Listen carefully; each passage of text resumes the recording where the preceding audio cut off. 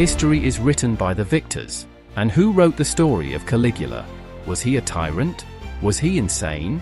That's the story the Senate, who wanted the Roman Republic and their power back, wanted Rome and posterity to think. But there's more to the story.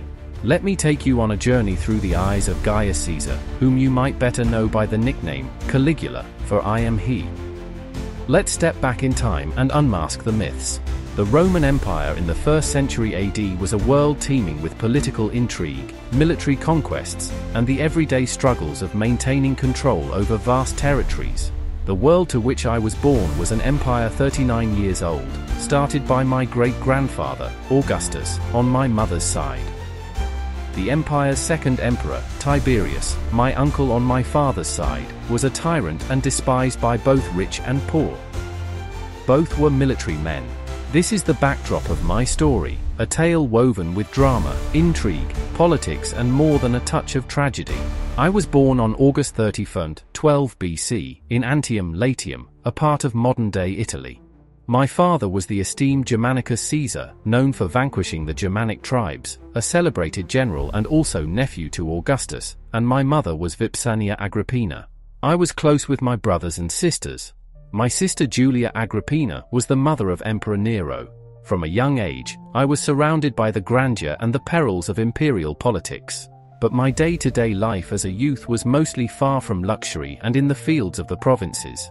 When I was young, I spent years with my mother and my father on military campaigns with the troops. I dressed in little uniforms and boots. That's where the name Caligula comes from. Little boot. From the Latin, caligae. My real name is Gaius Caesar Germanicus, or my imperial name Gaius Caesar if you please. I detest Caligula. It was through these provincial campaigns that I became fond of the troops, the outdoors, and animals, especially horses. My favorite was Incitatus, meaning swift, and to the myth, I didn't make him a consul of Rome. Although I may have joked about it to keep the Senate on their toes, meaning something along the lines that my horse was more important to Rome than the Senate. But I did build Incitatus a grand stable which some construed to be a house. History is written by the winners. And I was murdered. Remember that.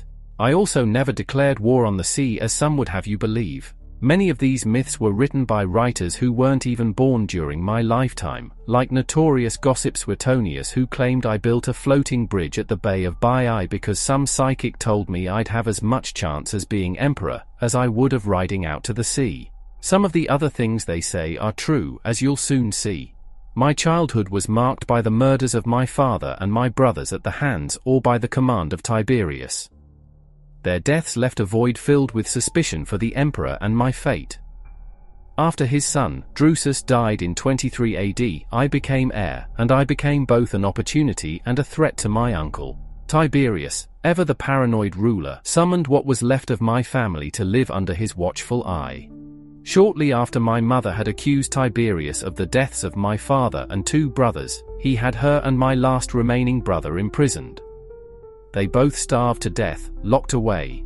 At the time, I was both prisoner and guest of Tiberius at his pleasure palace on Capri, out in the Bay of Naples. It was a place of sunlit days and shadowed corridors, where I learned the art of survival in an environment rife with betrayal. I witnessed the depravity and capriciousness of my uncle firsthand.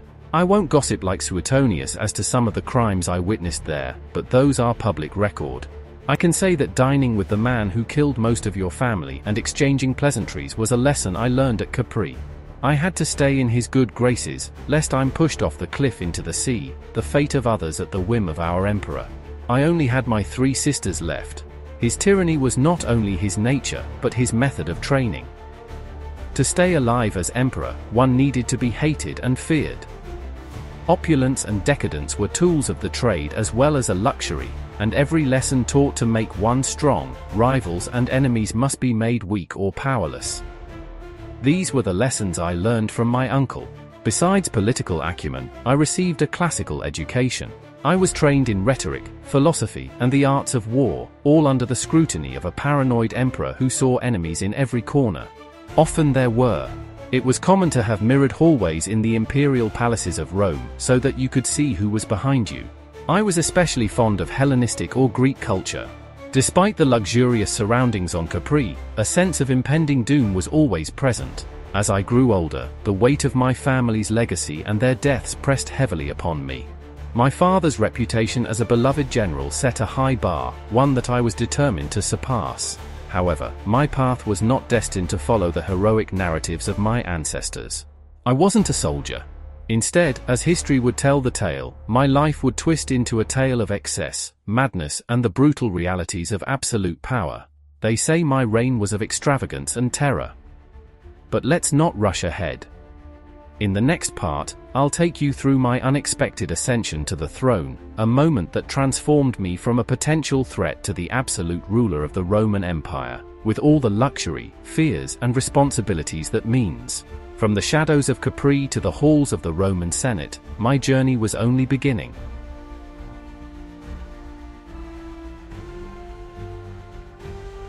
Let's continue where we left off. Tiberius was ill in Rome. By the time I was summoned back to Rome from the enchanting yet perilous Isle of Capri, he had grown older and more suspicious. The emperor's health was failing, and the air was thick with anticipation and intrigue. Who would succeed him? Would it be me, the young and relatively unknown Gaius Caesar, or would it be one of the many other ambitious men vying for the throne? It was 37 BC, and Tiberius lay on his deathbed. His suspicious nature had not softened with age. If anything, it had intensified. Yet amidst his paranoia, he had kept me close. On his death, the empire was jubilant at the death of Tiberius. The Praetorian Guard, led by their ambitious prefect Navius Sutorius Macro, swiftly declared me the new emperor at 24. Was I prepared? No. But did I have a choice? It was a whirlwind moment, filled with whispers and hurried oaths of loyalty. My transition to emperor was marked not by a grand ceremony, but by the pragmatic and ruthless nature of Roman politics. The ascension to power was a revelation. One moment, I was the shadowed nephew, and the next, I was the most powerful man in the known world. The Roman populace rejoiced. I, the son of the beloved Germanicus, brought hope of a new golden age. The Senate, too, welcomed me with open arms, perhaps thinking they could mold the young emperor to their will. The senatorial class in Rome despised the idea of the emperor. If they had it their way, we'd all still be ruled by those same families for eternity. I remember my first days as emperor vividly. I threw lavish parties, feasts, gladiatorial games, and chariot races to celebrate my ascension. I enacted a series of popular reforms, including recalling political exiles, and ended the oppressive treason trials that had characterized Tiberius's later years. I offered amnesties, and I lowered the taxes on the poor and was generous to them and to our troops. I restored elections that Tiberius had outlawed. The people loved me, and for a brief moment, I basked in their adoration. The more I spent, the less happy the Senate became. They didn't like their taxes going to the poor, or to my lifestyle, but the people were happy.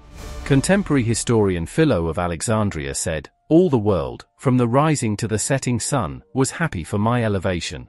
I had new coins emblazoned with my image, and I would throw coins down to crowds, both as a means to help the beleaguered and as a means of cementing my power and popularity with the populace."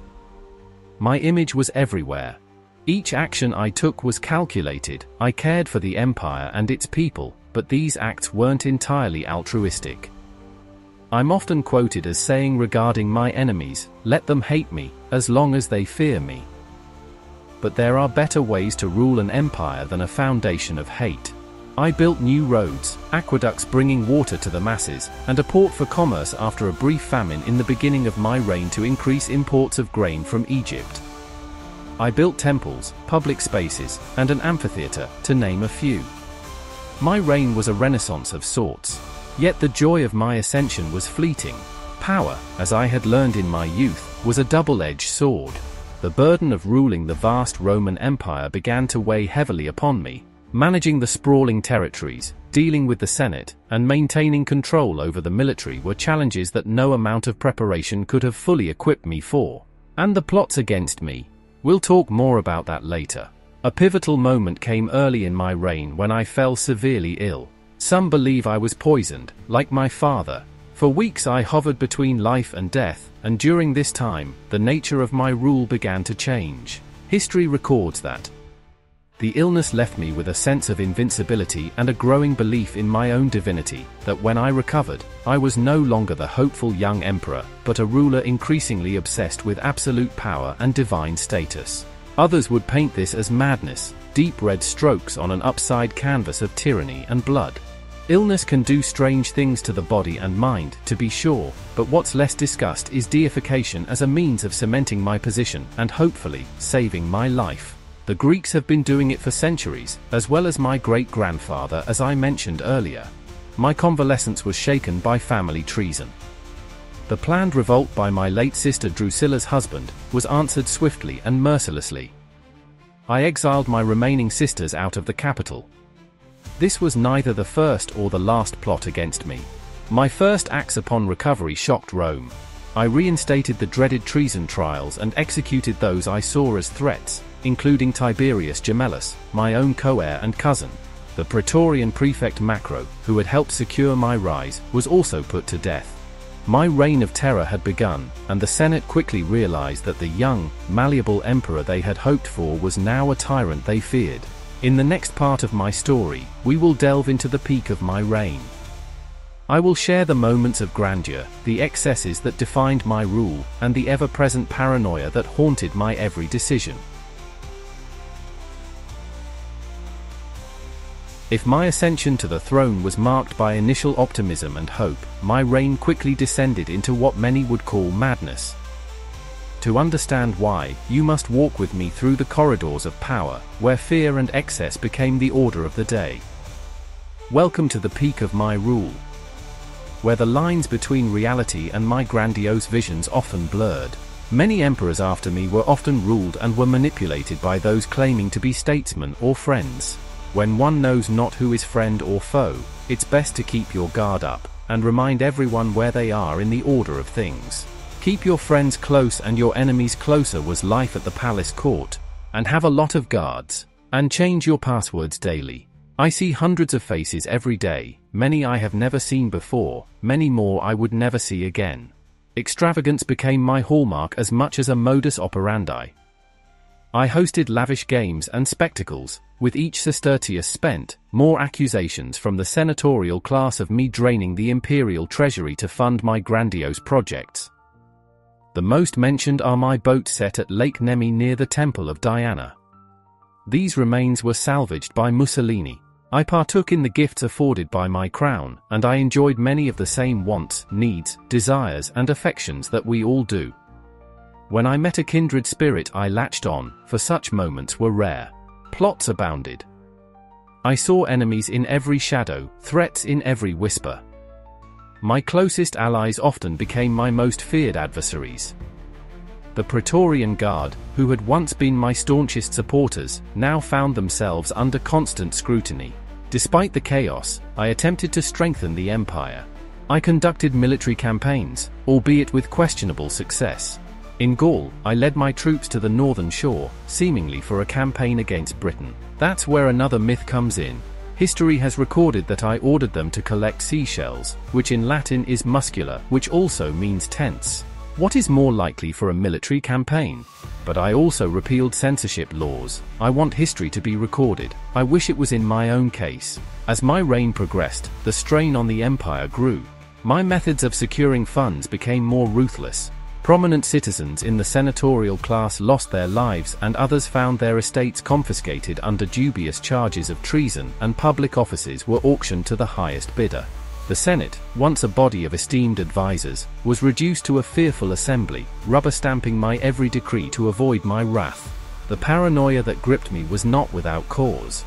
Conspiracies against me began to form. The very guards who had helped elevate me to power now plotted my downfall. In January 41 BC, during the Palatine Games, the conspirators struck. Led by Cassius Chaerea, tribune of the Praetorian Guard, they ambushed me in a corridor beneath the palace. I was stabbed multiple times, meeting a violent end at the age of 28. But this is not the end of my story.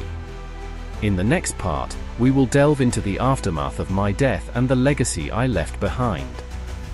A legacy stained by madness and terror, yet one that continues to fascinate and repulse in equal measure.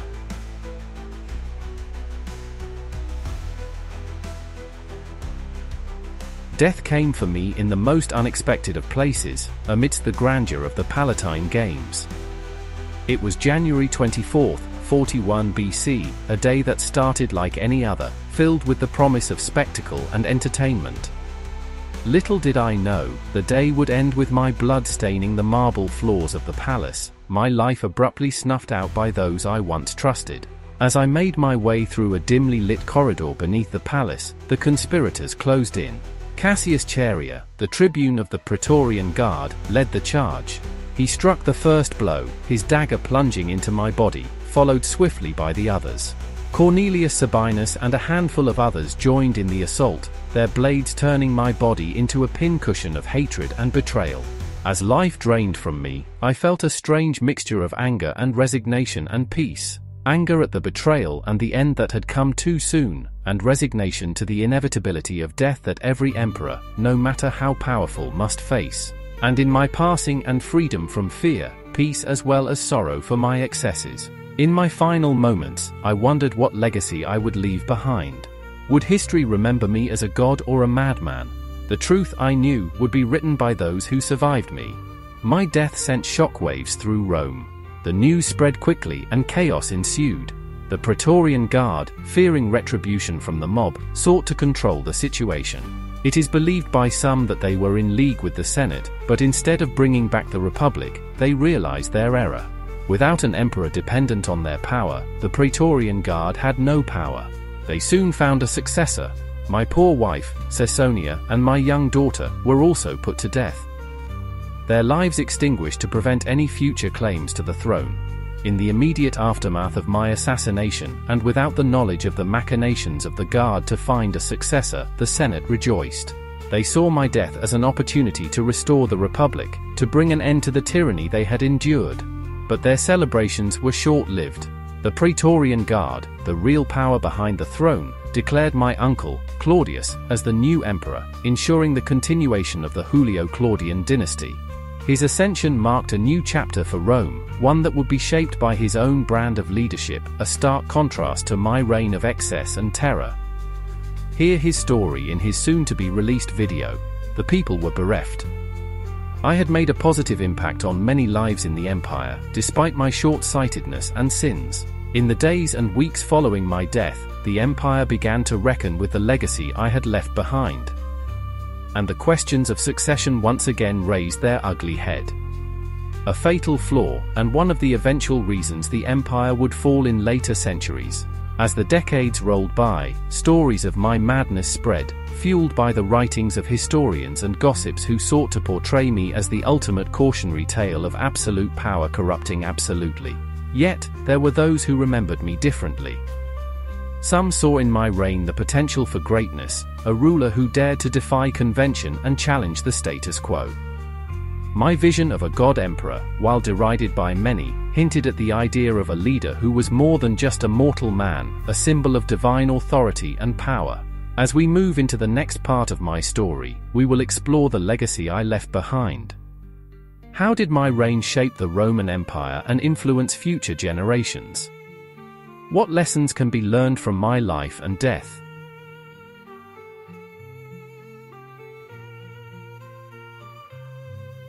The immediate aftermath of my death was chaotic, but in the years that followed, the legacy of Gaius Caesar took shape.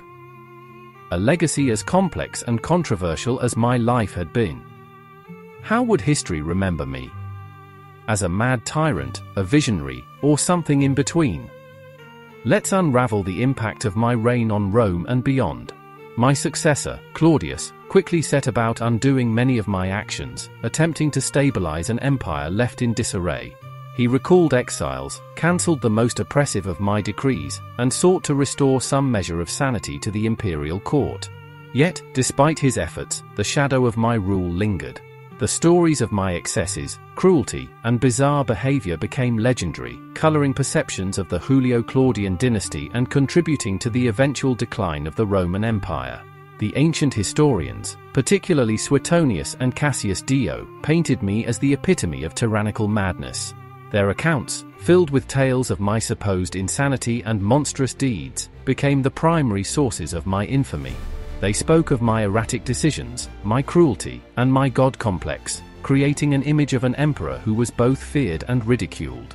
But how much of this was truth, and how much was embellishment? Modern scholars have attempted to sift through the biases and exaggerations, presenting a more nuanced view of my reign.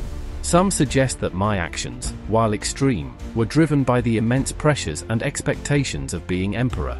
They argue that my so-called madness may have been a reaction to the immense power I wielded and the isolation that came with it. Others point to possible medical conditions, such as epilepsy or hyperthyroidism, which might explain some of my erratic behavior. Despite the controversies, there are aspects of my rule that left a lasting impact. My centralization of power and attempts to elevate the emperor's status to that of a living god influenced subsequent rulers. The concept of the divine right of kings, which would shape monarchies for centuries, can trace some of its roots back to my reign. My architectural projects, though costly, also left a mark on Rome, with remnants of my grand construction still visible today. In the realm of popular culture, my legacy endures. I have been portrayed in countless films, books and plays, often depicted as the archetypal mad emperor. These portrayals, while dramatized, continue to captivate audiences, ensuring that the name Caligula remains synonymous with the dangers of unchecked power and the thin line between sanity and madness. As we move to the final part of my story, I invite you to reflect on the lessons my life and reign offer. What can we learn from the rise and fall of Gaius Caesar? How does my story resonate with the challenges and complexities of leadership in any era? Join me as we conclude this journey, with a look at how you can experience the echoes of ancient Rome today. Stay tuned, for the final chapter awaits, offering a reflection on my life and an invitation to continue exploring the rich tapestry of history.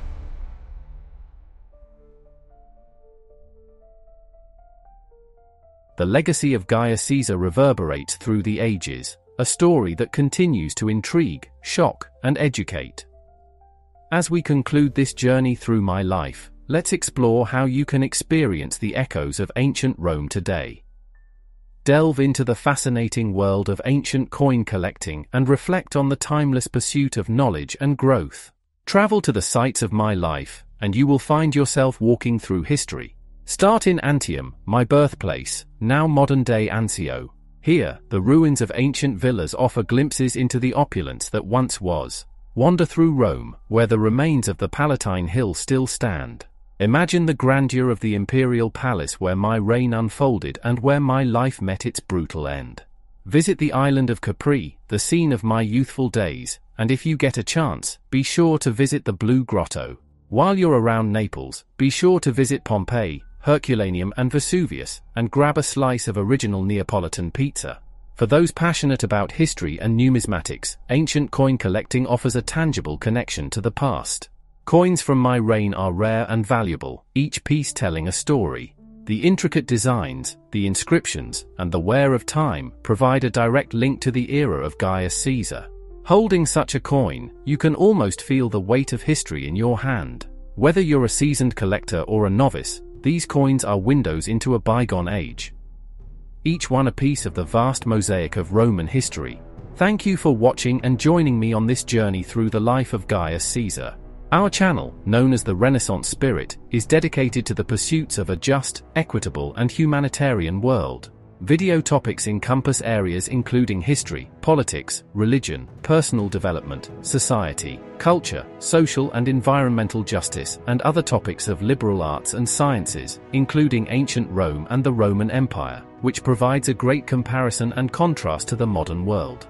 Topics perfect for the true modern polymath.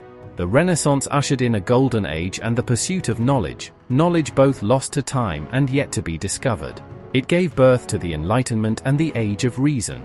Embracing truth, knowledge and an understanding and compassion for humanity and our shared history opens up the world to each of us individually and improves all of humanity, affording us the opportunity to be better stewards of the earth and to each other.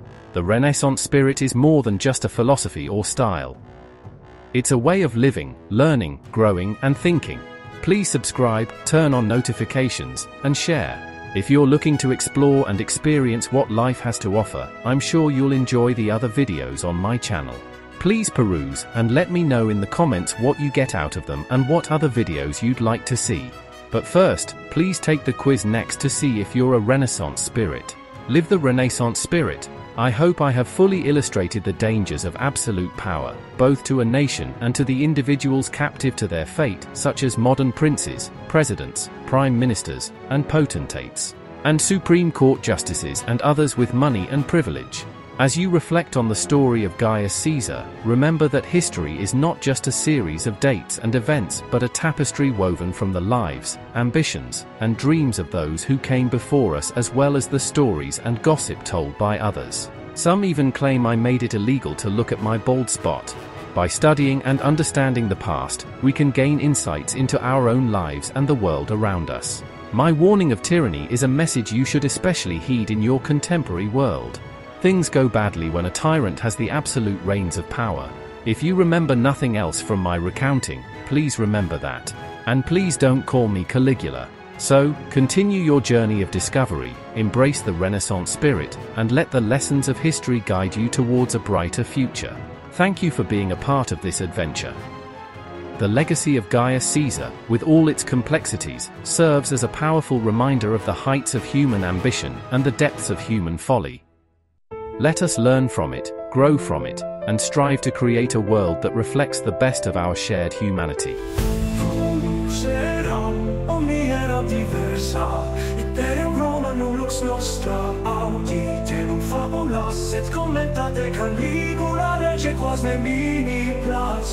When I was young, all was different. The Roman Empire, our light. Here now the tales and myths about King Caligula, which no one likes. Non sum Deus et insanus quis et morbus peperi fructum doloris mei. Non sum Deus et insanus quis et morbus peperi fructum doloris mei. I thought I'm not, but everyone's a little bit mad, and illness for the fruit of that pain. I thought I'm not, but everyone's a little bit mad, and illness for the fruit of that pain.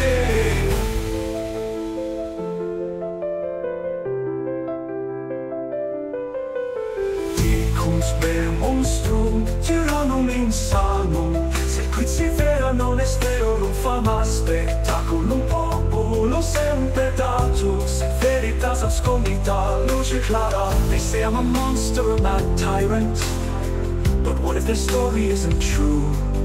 A spectacle always given to the people, but the truth hidden in clear light. Non sum Deus et insanus quis et morbus peperi fructum doloris mei. Non sum Deus et insanus quis et morbus peperi fructum doloris mei. I thought I'm not, but everyone's a little bit mad, and illness for the fruit of that pain. I thought I'm not, but everyone's a little bit mad, and illness for the fruit of that pain. Mia dicta de me falsa sunt, vitae me calumnias et fabulas abcigites et tersit gloria mundi fama fragilis, sed ego solus contra omnis manebo. What if everything said about me is false? Reject the slanders and stories of my life. Thus passes the glory of the world, fragile fame, but I alone will stand against all. Non sum Deus et insanus quis et morbus peperi fructum doloris mei. Non sum Deus et insanus quis et morbus peperi fructum doloris mei. I thought I'm not, but everyone's a little bit mad, and illness for the fruit of that pain. I thought I'm not, but everyone's a little bit mad, and illness for the fruit of that pain. Si meu cois dicere contrisis veritatem vidices, calumniae vanae. Non sum Deus, sed homo tantum, et omnis insanus est aliquantulo. If you could have seen my heart, you would have seen the truth vain slanders. A god I'm not, but only a man, and everyone's a little bit mad.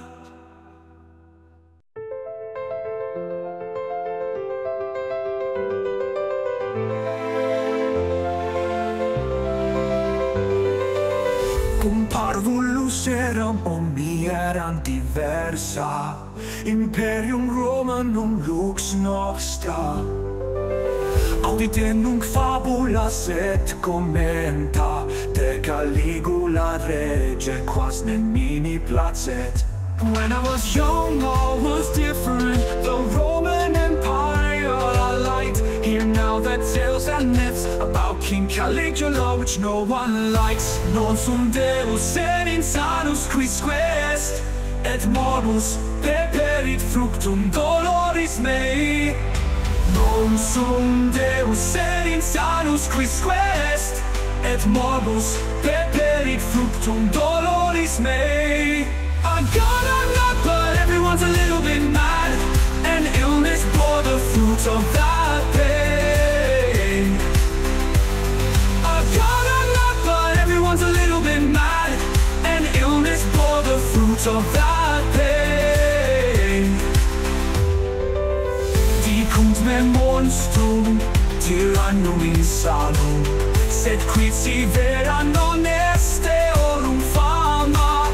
Spectaculum populo semper datum, sed veritas abscondita luce clara. They say I'm a monster, I'm a tyrant, but what if their story isn't true? A spectacle always given to the people, but the truth hidden in clear light. Non sum Deus et insanus quisque est, et morbus peperit fructum doloris mei. Non sum Deus et insanus quisque est, et morbus peperit fructum doloris mei. I got a lot, but everyone's a little bit mad, and illness bore the fruits of that pain. I got a lot, but everyone's a little bit mad, and illness bore the fruits of that pain. Quid si omnia dicta de me falsa sunt, vitae me calumnias et fabulas agicite, sic transit gloria mundi fama fragilis, sed ego solus contra omnes manebo. What if everything said about me is false? Reject the slanders and stories of my life. Thus passes the glory of the world, fragile fame, but I alone will stand against all. Non sum Deus et insanus quisque est, et morbus peperit fructum doloris mei. Non sum Deus et insanus quisque est, et morbus peperit fructum doloris mei. I got a lot, but everyone's a little bit mad, and illness bore the fruits of that pain. I got a lot, but everyone's a little bit mad, and illness bore the fruits of that pain. Simum coris dicere potuisses veritatem vidisses calumniae vanae. Non sum Deus et homo tantum, et omnis insanus est aliquantulum. If you could have seen my heart, you would have seen the true face under.